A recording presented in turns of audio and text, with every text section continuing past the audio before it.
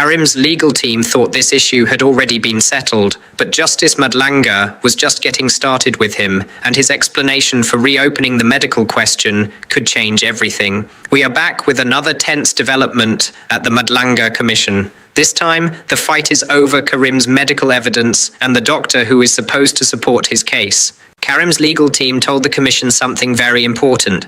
"I'm not conflating anything." And then he explained why. According to the chairperson, the Commission wants to make absolutely certain that there isn't a proper reason why Carrim's doctor should not be accepted. But there is another issue. Madlanga says the doctor appears to have become closely associated with Carrim's case. And according to Madlanga, that is an additional reason for the Commission to scrutinize the situation. So now we have two completely different positions. Carrim's team is essentially saying, "We already agreed to proceed. The extension simply delayed the inevitable." But Madlanga is saying, "We need to be certain that the doctor is appropriate, and there are additional concerns about the doctor's involvement." And this is why the disagreement matters. Because the Commission isn't simply debating a date, it's debating whether the medical evidence and the person providing it can be relied upon in the proceedings. So the big question is, will Carrim's doctor ultimately be accepted by the Commission? Or will Justice Madlanga's concerns force Carrim's team to find another way forward? One thing is clear, the disagreement over Carrim's medical evidence is far from finished. What do you think? Is Carrim's team right that the Commission is simply delaying an issue that had already been settled? Or is Madlanga right to make absolutely sure there is no reason to question the doctor's involvement? Drop your thoughts in the comments, like this video, subscribe and share. Let's get into the explosive exchange between Carrim's team and Justice Madlanga. Roll the clip. How you want to. No, I'm indebted for the indulgence to respond. I am cautious, however, that I'm not going to take us in a circle regarding this contention because I've understood what Chair said. I disagree with Chair's characterizations in two respects in that regard. And in fact, I think for the first time, the criticism that Chair has posited regarding the doctor has done two things with the greatest of respect. The first one is it's clarified what the actual concern is regarding the doctor's objectivity. That was the word that Chair used, and also to set out the justification as to why the independent medical exam is potentially needed because of that concern on objectivity. May I say two things in response to that, please, Chair? The first one is, I think, and I say this with all due respect, and I hope this doesn't come across as being impertinent. I think, Chair, you've actually articulated why the doctor is more necessary, not less necessary, if his objectivity is in doubt. Because if his objectivity is in doubt, which is not necessarily the same regarding the rightness or otherwise of his clinical conclusions, then it's him as the doctor offering that evidence who has to be impugned so as to demonstrate that his objectivity is justifiably in doubt, and whereafter his objectivity is justifiably in doubt, then the gateway mechanism to the medical examination is opened. So where I respectfully disagree with the Chair is I say the conflation, and I use that word respectfully, I obviously don't mean it in a personal way, but the conflation that Chair has made in positing the reason for the independent medical exam to me is an objectivity issue. But if that's an objectivity issue, an independent medical exam may come to the same conclusion that this doctor has, but that doesn't do anything in respect of his objectivity or otherwise. And what I would respectfully say, and what courts do all the time, is where an independent expert is used by one side or another as to evidential issues and legal conclusions, then you don't go and bypass that particular expert to go to the underlying individual or evidence. You impugn that expert. You impugn his objectivity, whether by demonstrating he's a liar, whether by introducing your own rebuttal expert witness, or so on. That's the ordinary mechanisms of litigation. And so the conflation that I'm respectfully contending for is... May I just say, I'm not conflating anything. We don't have to have only one reason. the reason may one be the commission wants to be sure that there isn't a basis for not accepting what Mr. Carrim's doctor says. That's one. And two, I'm then saying the doctor appears even on factual issues to have so associated with Mr. Carrim's case, let me call it that is additional to the first reason as to why the commission would want to satisfy itself. So the original reason stays, it remains. So what you are addressing does not suddenly become the reason. Yes. Thank you, Chair. Could I be cheeky? And sorry. And also I'm not altogether sure that I agree with you with this staggered approach on how one deals with expert evidence. I don't agree with you. You may upfront just say, I want to establish whether this should not be questioned by, at the outset, having an independent assessment. So your staggered approach, I just don't agree with. Well, yeah, you may still have my second reason I'm going to come to. I'll come to that in a moment. I'm just on the objectivity leg if I can. On the issue of the reason, I'm going to be a bit cheeky and say it can be any reason to doubt the objectivity. It doesn't matter what the reason is. My fundamental point, and I know Chair says he doesn't conflate anything, I'm going to step away from that word. My simple point then is to say that if whatever your reason is to doubt the objectivity of the expert put up, in the particular instance of a medical examination, you cannot leapfrog that evidence and that practitioner to go directly to the patient. Why not? Because that's going to be my second response to you, because then that takes us into the V-raise issue and whether or not you have the power to do that in the first place. So what I'm saying to you, Chair, in response to those three things you said about it could be any reason, he's associated himself with the case, and that's the basis for the concerns about and that you don't agree with the staggered approach that we're talking about. I'm willing to accept that, but I respectfully disagree with you, because not only does it leapfrog what we submit respectfully to you is the correct sequence having regard to what happens in the High Court, we also say that there's a V-raise challenge potentially to the extent to which you can make such an order and compel such examinations and proceedings. There's no compulsion, and I'm not even sure that the virus issue that you say you are going to argue, and on the basis of which you are talking leapfrogging even arises. There's no compulsion. It says I think doesn't exactly. Yeah. So if he chooses not to go, nobody will force him. Yes. So the virus issue really does not arise at all. I know I've gone to your next point, which you have not argued, but because you've already mentioned it, nothing stops me from dealing with it. So this virus issue, from where I'm sitting, simply does not arise at all. So there's no leapfrogging at all. Well, with all due respect, I think that it takes, and again, you would have received the highlighted transcript, which we say bears out our recollection of events from the last occasion, and I'm not going to revisit that.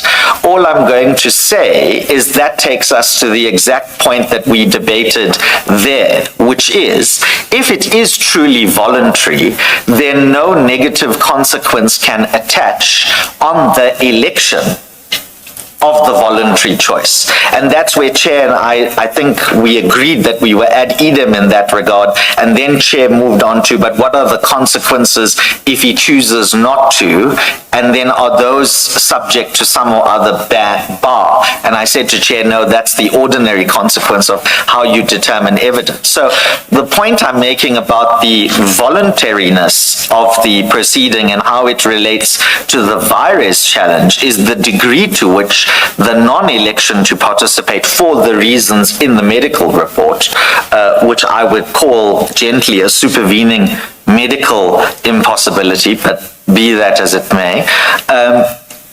If Chair and I think we're ad idem on this actually, if chair is not going to attach any punitive consequence or coercive consequence to the election in the voluntary scenario. Let me upfront tell you what I am, or rather what I think the commission should do.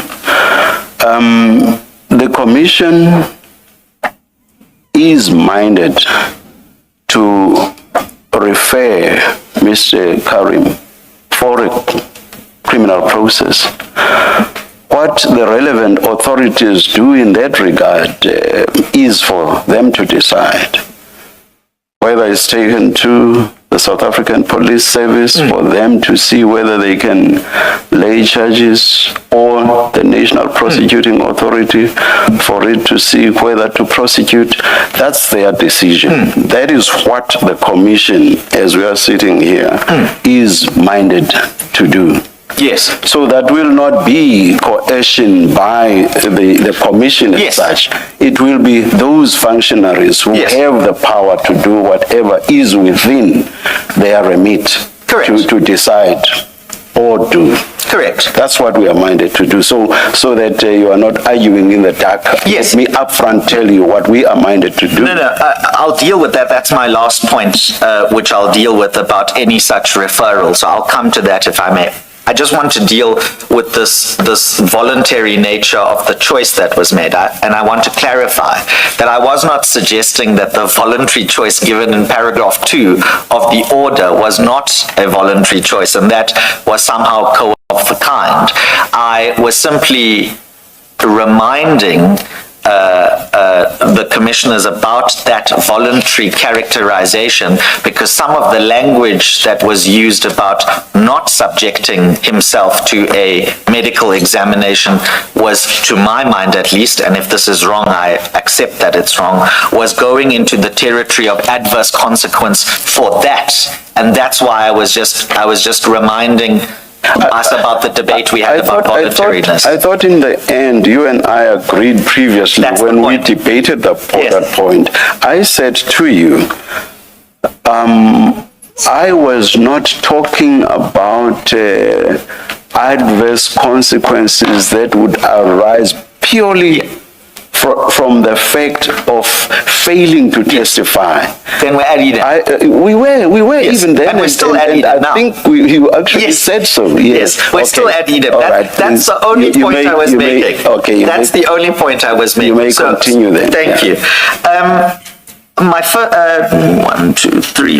comment on this issue about obtaining, because Ms. Hassan said something to the effect about the time consequence, only receiving it on the 12th, that there's limited time to receive their own expert rebuttal evidence, for lack of a better phrase, to obtain their own instructions regarding that and their next steps.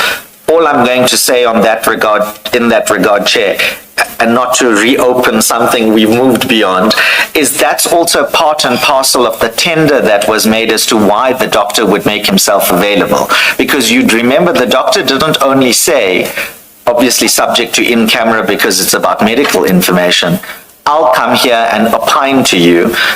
Express reference was made about cross-examining him and so on.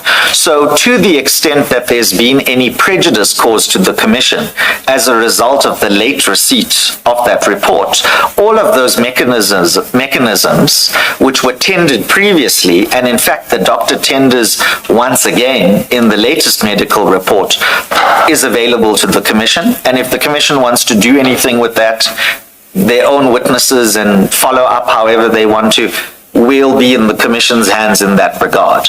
But I must place that on the record, because any suggestion that my client is just running away from accountability and not himself, through his family and medical representatives, doing whatever he can to cooperate with the commission in the circumstances in which he finds himself, needs to be responded to, and I won't take it further than that.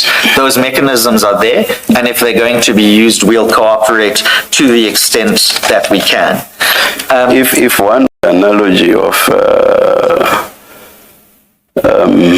civil proceedings, what normally happens. Yes, what you say does happen if one side, for whatever reason, does not have an expert. Yeah. But what usually happens is for the opposing side to have their expert consult with the plaintiff. Yes. And to then prepare their opposing report. Yes. And then the two experts get called. Yes. So now what we have here, there's resistance to that assessment, and what, I'm the one who should now read and comment on your reaction. Yes, indeed. My shock and horror.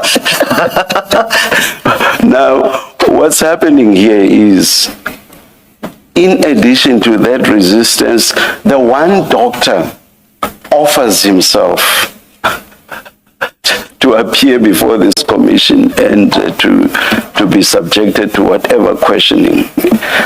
So it's rather an odd one. But as I said right at the beginning of what I'm saying now, it does happen on the odd occasion that there may be one expert, but the norm is to have two opposing experts, both experts having examined the patient, done their own assessments, prepared individual reports on that patient. Yeah. Now let's hear you on that reaction. I'm not sure I agree on where you ended, Chair, which is to say that both experts examine the patient and then give the differing rebuttal evidence. And the reason I say that is obviously we're not in Rule 36 territory about the assessment of damage from medical injury or whatever the case might be. And also because it's a voluntary examination and it can't be compelled, that's why I disagree with the characterization in the way of this expert rebuttal process. I'm not in the realm of the virus issue. Agreed. I'm not there at all. Agreed. I'm just at the level of how evidence of this nature is ordinarily dealt with, how it plays itself out in a court environment. That's all I'm debating. We're in the same place. I'm not in the V-raise. So the voluntariness, compulsion, and so on does not arise in that context. Agreed. I was just saying that those are the important context issues which need I've not forgotten to be considered. I've not forgotten. I'm indebted. So the point that I would make regarding that process that Chair posits to me about rebuttal witnesses and contrasting experts, and Chair says is in the ordinary course, that's what I was saying at a bit earlier about less intrusive means about the available to the Commission. If the doctor's evidence, which Mr. Carrim's doctor's evidence, which relies on his objectivity, is in dispute, and that's the basis through which it can be impugned as a less intrusive means without taking us into a V-raise problem about is this voluntary examination voluntary or not voluntary. So I would respectfully say that what Chair has posited to me is the exact thing that the doctor has been tendering, and I think in fact in correspondence Mr. Carrim's own attorney said let's do it this way so that you can get the degree of satisfaction that you require. Now I understand, Chair, to say that, that might be how it's ordinarily done in the High Court and maybe it's different in the Commission or whatever. All I'm saying is that's a process that's available, and if my learned friend contends that there's prejudice suffered as a result of the lateness of the report, whatever unfolds as a result, now that they have the report and their position will unfold, and we'll deal with it as we need to deal with it. But the fact that the mechanism is available, which we on behalf of Mr. Carrim proactively offered, and Chair himself now recognizes as a possible mechanism. I'm not saying Chair says it's right or correct or good or whatever. I'm just saying it's in the realm of possibility. Which mechanism? Are you talking about the doctor? The rebuttal witness mechanism that Chair started talking about. I'm saying that the fact that that mechanism exists in the possibility of options in next steps as a less intrusive means is as far as I'll take it. The fact that there are ways to obtain the Commission's own assessment about objectivity or otherwise that assessment without the medical examination. No. I was talking pursuant to a medical examination. But you remember that? And that's what Mr. Carrim, through his doctor, is resisting. So I don't get you. No. Remember, I said that was a contextual issue, that the voluntary exam is voluntary, and then Chair responded and said, but we're not there because that's a virus issue and we're not talking about that. There can't be a rebuttal witness in the sense I was talking about if there has not been an assessment by that doctor. And that's where I said I respectfully disagreed with that. Remember, that's the first thing I said, is I disagreed with that characterization at the beginning. I just wanted to make sure, that because it seems you misunderstood me. I didn't misunderstand. I was talking rebuttal after an assessment by that rebutting doctor. And I agree with you in that regard. Can you move on to your next point? No, that's fine. Please? I was just setting out then the basis for my disagreement with you, Chair, respectfully, about how that mechanism is going to work. I don't have to take it further. We can't force him, we agreed, and which is why I'm talking about the criminal process that the Commission is minded Exactly to. the point, Chair. Yes. Exactly the point, Chair. So that is available. May I just then speak to what the Commission says is the way forward? Chair, you'll remember that in its letter, I'm going to read from page 119 of the correspondence bundle, but as far back as the 24th of June 2026, this is the Commission's letter to my attorneys. At paragraph 12 is exactly what the Commission says today is the way forward, obviating the need for a medical exam. Evidence leaders, Mr. Evidence leader, I apologize. Don't confuse what the evidence leaders say with what the Commission. I apologize. The evidence leaders, and I don't want it to sound like I'm They say in the circumstances, the evidence leaders will proceed as follows. Yes. So, and that was, you'll remember that was on the 24th of June, and then I think we were in front of you. And then there was an exchange of correspondence, and this medical exam issue arose after this letter. But in response to that particular letter at paragraph 12, came our letter, which starts at page 121, which says, yes, if that's what you want to do, that's what you must do.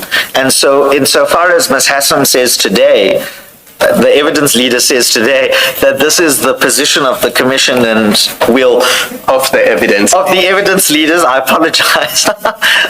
Ms. Hassan says that this is the position of the evidence leaders.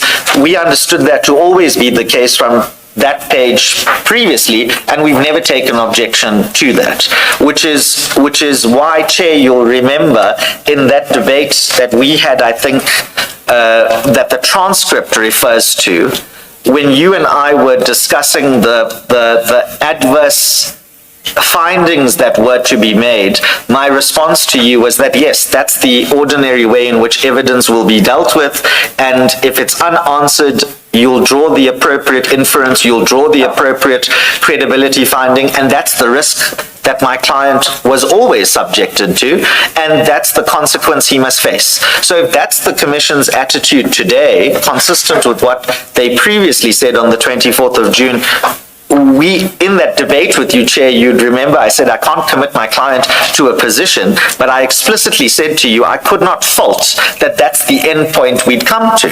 So to the extent that's the evidence leaders, Commissioner Kamalo, to the extent that's the evidence leaders' position in front of you today, I accept that position. In fact, and not to be flippant about it, we were already here a month and a half ago, and only as a result of the Commission's extension and the possibility of a medical exam did all of these issues arise all over again.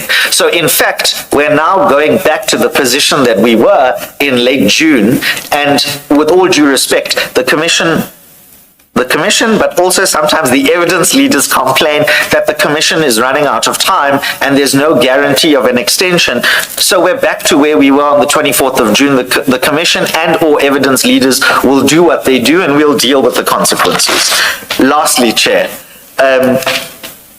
on the issue of the possible recommendation of criminal sanction, whilst you've got that the letter I referred you to starting at 121 in front of you, it's just a few pages on from the Commission's letter at paragraph 12 that we were dealing with.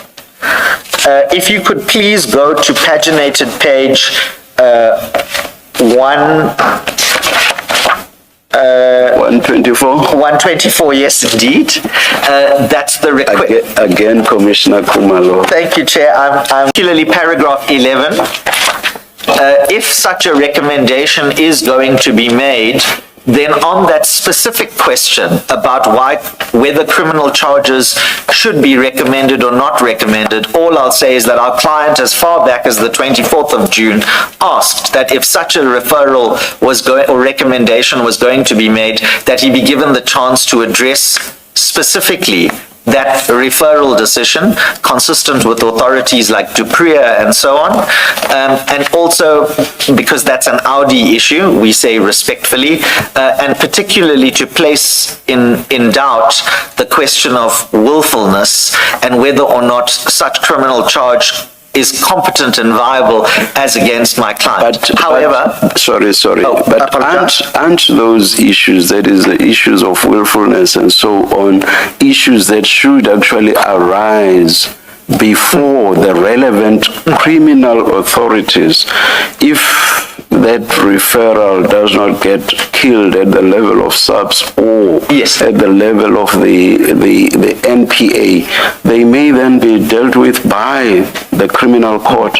So I'm not sure I get your point. What I was going to say, and then rightfully I showed deference to the chair, is that on that particular point about Audi in front of you before the recommendation, I was going to say that's not the hill I'm going to die on, because it might be correct that you can make the recommendation being recommendatory in nature without ticking the box of direct external legal effect as well as adverse consequence, that you even owe us the right of Audi at that stage, because the correct decision-making functionary is where we'd have the ability to make those representations anyway. So what I was going to say to Chair is that the request is in front of you.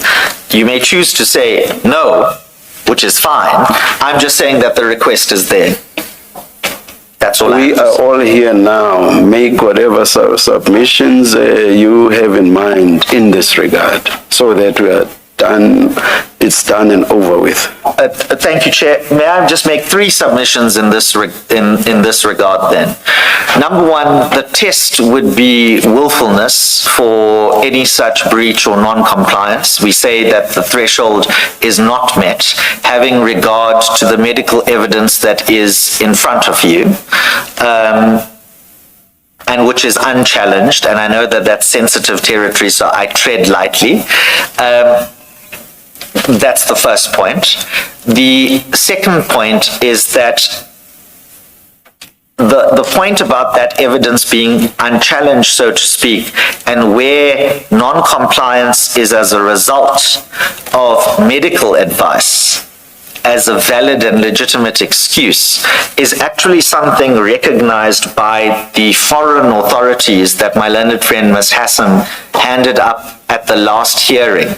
You'll remember I was going to do an audit of those authorities, and then Chair intervened and said, no, maybe we can leave those authorities, and we did, and I never went on to those authorities. But can I just give you the single reference to the one authority, please, that is in my learned friend's bundle, and I just want to point it out because I say that that's the second basis upon which we're entitled to utilize that as a valid excuse for non-participation.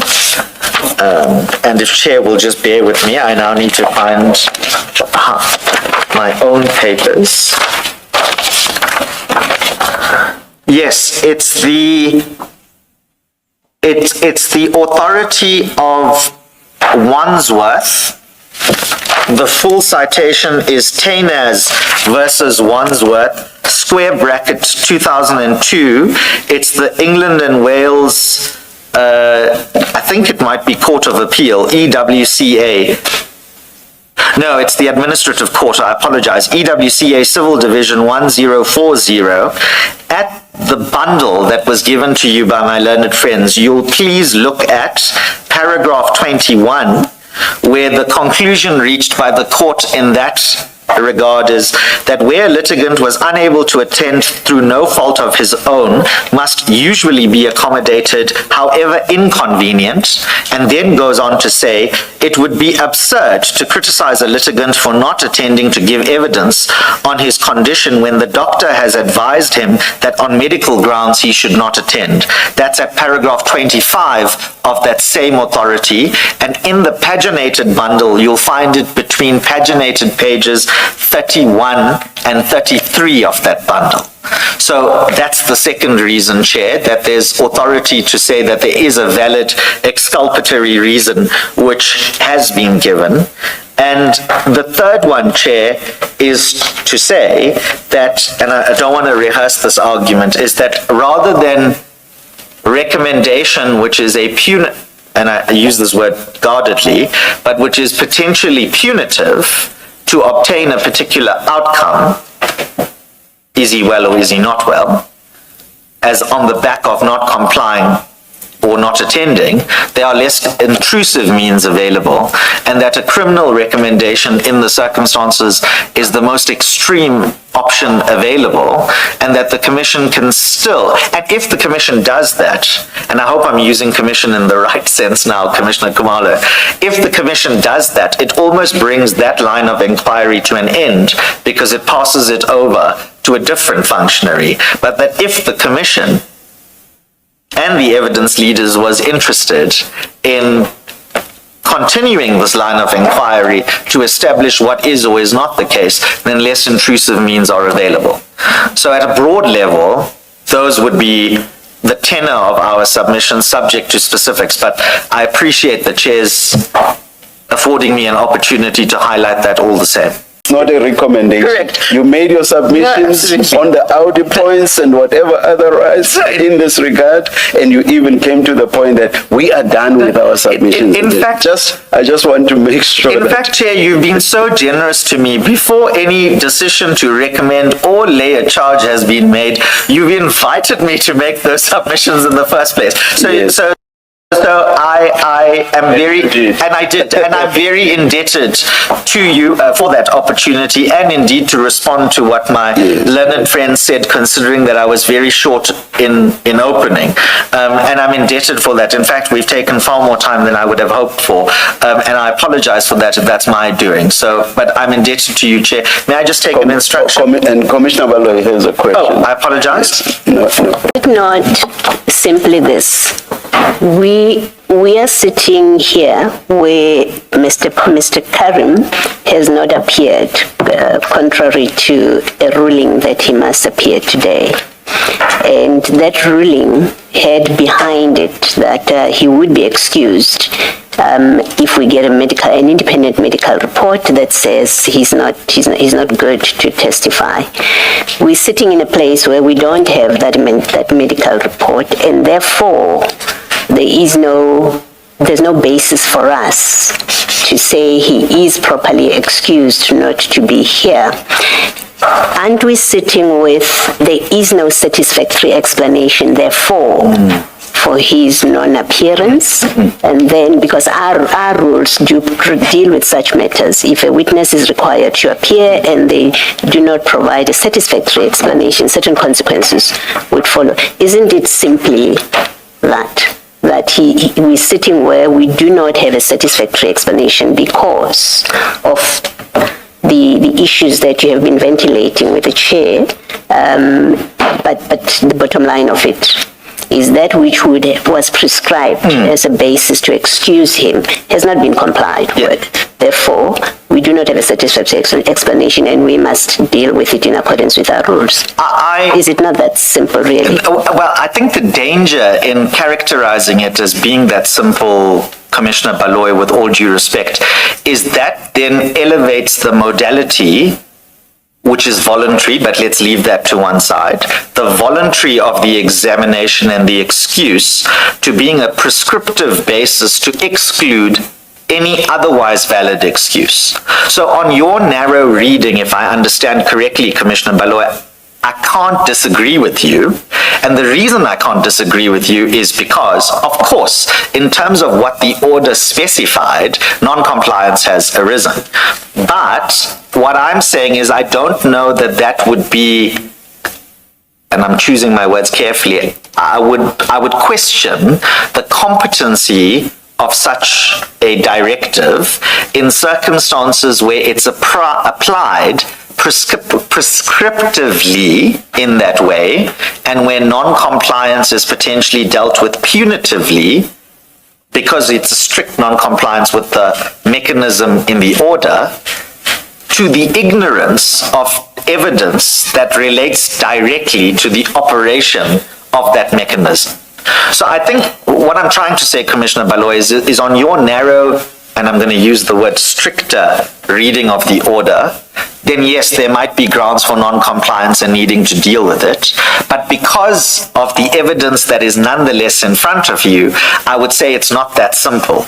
Because if the downstream consequences is then lay a charge for non-compliance, whoever has to examine the charge or make a determination of the charge has to look at mens rea and willfulness. And in light of the fact that the evidence is here already to say that there isn't any of that at play, that's why I'm struggling with the narrow reading in the way in which Commissioner Baloyi puts it to me. But I accept what you say in that narrow reading, subject to my caveat. Well, we're not deciding. The Commission is not deciding mens rea. Yes, indeed. We're never in a position to do that. Indeed. So leave that out of the equation. All I'm saying is, we have his doctor's report. You've heard the concerns of the Commission about this doctor's report.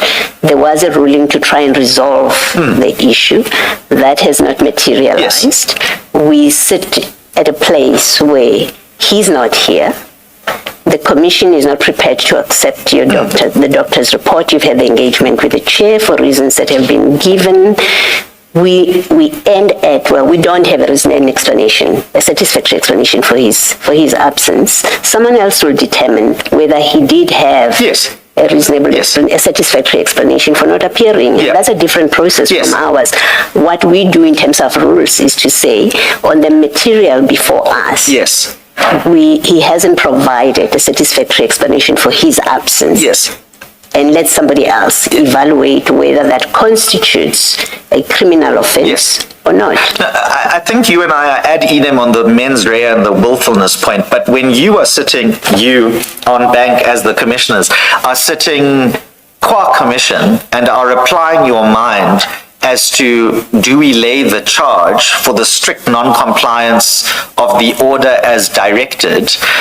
All I'm saying is that one of the factors you'll have to take into consideration as to whether or not to lay the charge is that there is evidence in front of you that suggests that a charge may be inappropriate for the reasons contained in the medical report.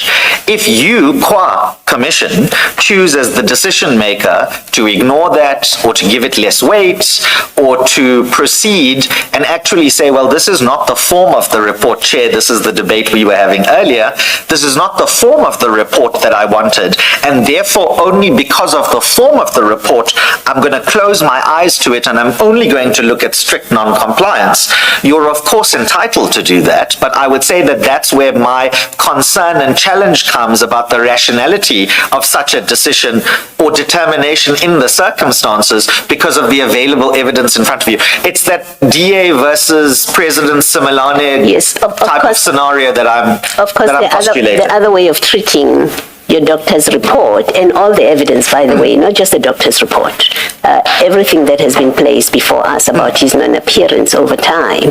Another way of treating it is to say, we've looked at all of that. We are not satisfied that it provides a satisfactory explanation for his appearance. So it's not simply we closed our eyes as if those are the only things we could do. Is to look at all the material and say, on all of this, we we are not satisfied that there is a satisfactory explanation for his absence. Yes. And on that basis, we refer. Baloy, if that's what the commission does, though, because then all the evidence is being considered in the basket of factors, shall we say, before the charge is laid or not laid, then that's procedural rationality met. It means that you follow the correct evidential consideration decision-making process. And I don't disagree with that. A question of substantive rationality. Trust us to do that. Yes, no, I've never not trusted you to do that at all. All I'm saying is that procedural rationality might then be met. There could still be the question of substantive rationality, but I understand we're not debating that today or in front of you. All I'm agreeing with you on, I hope, is to say that yes, there is the strict way of interpreting it, but now, as Commissioner Baloy says to me, trust us that we'll consider everything. Well, that's the safeguard procedural rationality that all I could ask for, subject to any other review grounds that may arise, so to speak. Thank you, Commissioner Baloy.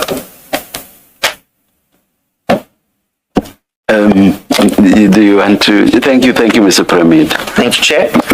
Ms. Hassan? Chair, I'm ordinarily not entitled to have Thank you. a speak, but may I say one thing in response to... Then having the last word. Yes, let's hear Well, you. actually, Chair, it's in response to... But actually... I'm responding to submissions that he made, not to a reply. Yeah, okay.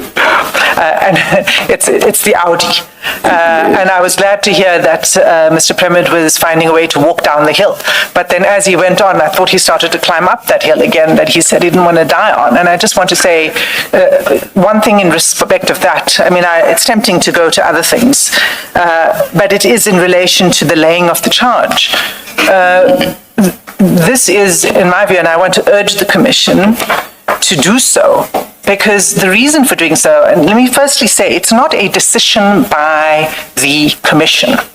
It is the laying of a complaint.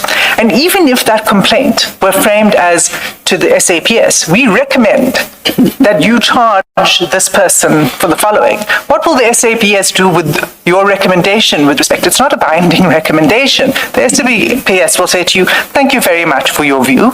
We will do our job and we will take it from here. So it is in the hands of the relevant authority to do with that whatever it wishes to do with that. And that must play out. That's the first thing I want to say. The second thing I'd like to say is that it's important that the Commission does so. Because not only does the Commission have the power to regulate its own processes, it has a duty to protect its processes. And it's important for the protection of this Commission's processes that takes place.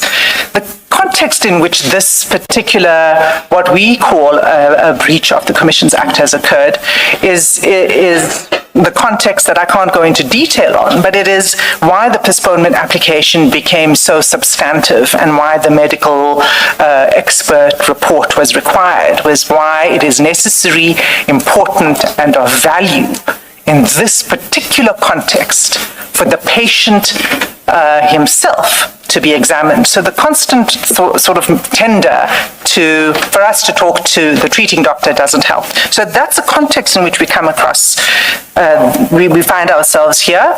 And my submission is not only would it not be a decision that now is subject to some further Audi, because it's a complaint, it will follow its course. The Commission is not making any decision regarding intention, willfulness, etc. The second thing is that, in my view, and my submission to the Commission is that I urge you to do so because it's necessary to protect our processes. Thank you, Chair. Thank you. I doubt that you would want to